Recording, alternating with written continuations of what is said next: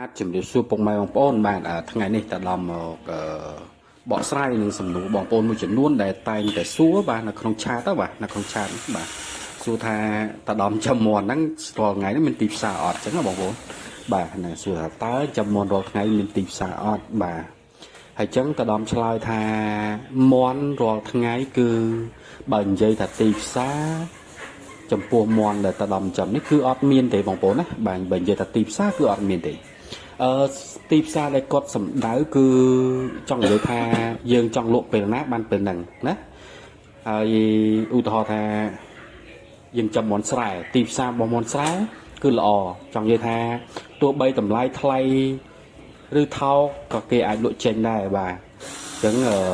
យកទៅថ្លឹងដាក់ឲ្យម៉ូនៅផ្សារទៅបាទចាប់យកទៅផ្សារ4 10ក្បាល20ក្បាល100ក្បាលអីចឹងទៅគឺមានតែតែងបាទអត់មានថាអូខ្ញុំអត់តែងទេមន់ហ្នឹងអញ្ចឹងណាបាទគឺដឹងតែតែងហ่ะបាទអាហ្នឹងគឺថាទីផ្សារអត់ចោលតែមន់ដូចមន់តដំចិញ្ចឹមនេះគឺទីផ្សារថ្ងៃខ្លះក៏លក់ដាច់បងប្អូនណាហ្នឹងនិយាយតាមត្រង់និយាយតាមត្រង់ថ្ងៃផ្សះក៏លក់ដាច់ថ្ងៃខ្លះក៏លក់មិនដាច់ប៉ុន្តែយើងព្យាយាមលក់រាល់ថ្ងៃដោយសារអី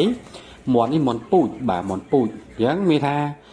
អ្នកចិញ្ចឹមយកទៅធ្វើពូជបាទតែងយកទៅធ្វើពូជបើគេតែងយកទៅហូបគឺកម្រ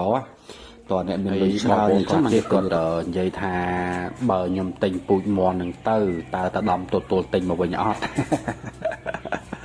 បាទអធិស្ឋានបងប្អូនណាបាទមន់នេះគឺមានថាយើងចិញ្ចឹមដោយក្តីស្រឡាញ់ទេបាទហ្នឹងហើយក៏មិនហ៊ានទទួលតែងមកវិញដែរបាទពួកមនុស្សចាំផ្សេងគ្នាគុណភាពក៏ផ្សេងគ្នាដែរអ្នកទិញក៏ជឿជាក់ផ្សេងគ្នាដែរបងប្អូនណាបាទហ្នឹងហើយបើសិនជាបងប្អូន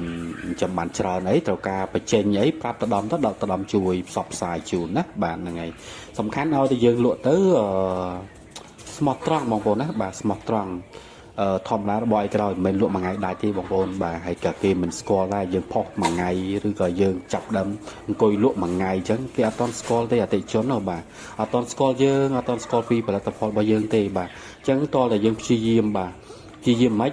បាទព្យាយាមនិយាយរាល់ថ្ងៃបាទបង្ហាញរាល់ថ្ងៃផុសរាល់ថ្ងៃណាបាទនិយាយពីគុណភាពរបស់យើងនិយាយពីការតាំងចិត្តរបស់យើងបាទនិយាយពីការភាពស្មោះត្រង់របស់យើងបាទហើយដោយតាដំលក់រដងនេះគឺมันមានទេផ្ញើមន់តមុនបាទធ្លាប់ហើយបាទយើងធ្លាប់ផ្ញើមន់តមុនទីបំផុតគឺយើងវេទនាបាទហើយគឺតាដំអត់លក់ទេបាទមន់តមុនអីផ្ញើលុយតាមក្រោយអី no បាទអត់ទេណាបាទអញ្ចឹងអ្នកស្គាល់បាទស្គាល់តាដំច្បាស់អាហ្នឹងគេហ៊ានទិញបើស្គាល់មិនទាន់ច្បាស់ទេ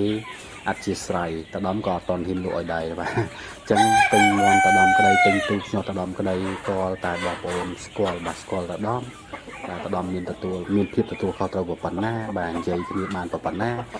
តើបងប្អូនជឿជាក់បងប្អូនហ៊ានវេលុយមកមុនបានតាដំលក់ជូនណាបាទបើសិនជាបងប្អូននៅសង្ស័យនៅសពិលអាចទិញមកគេផ្សេងបានណាអ្នកដែលគេវេលុយអ្នកដែលគេផ្ញើរបស់ទៅហើយបានគេឲ្យវេលុយតាមក្រោយអីបាទគឺបងប្អូនអាចសម្រេចចិត្តទិញទៅចុះណាបាទហ្នឹងហើយបើតដំណូអត់ទេណាបាទព្រោះធ្លាប់មានបទពិសោធន៍ជូរចត់ណាស់បាទឡើងផ្ញើមន់ទៅហើយគេមិនយកនោះវេទនាប៉ុណ្ណាណា